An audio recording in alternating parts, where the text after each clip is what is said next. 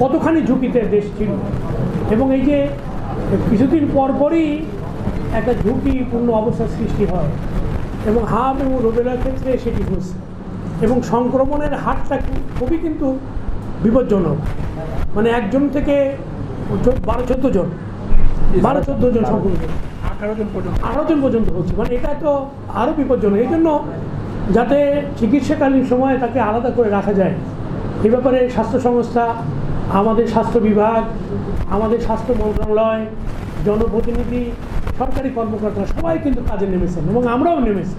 আমরা প্রত্যেকে আমরাও নিজেরাও কালকে টিকাদান উদ্বোধনের পরেও আমরা বসে থাকবো না, আমরা প্রত্যেকটি ওয়ার্ডে ওয়ার্ডে যাব এবং জনগণকে উদ্বুদ্ধ করবো যাতে করে সবাই তাদের শিশুদের নিয়ে টিকাদান কেন্দ্রে আসেন, কেউ যেন বাকি না থাকে।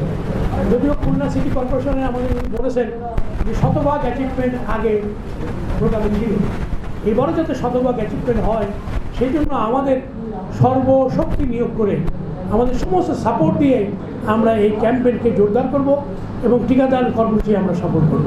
এবং আপনারা আমাদের সাথে থাকেন। আমরা খুলনা শহরের শিশুদেরকে নিরাপদ রাখার জন্য সরকারের যে কার্যক্রম এবং বিশ্ব সংস্থার যে কার্যক্রম, এটি আমরা সফল করতে চাই।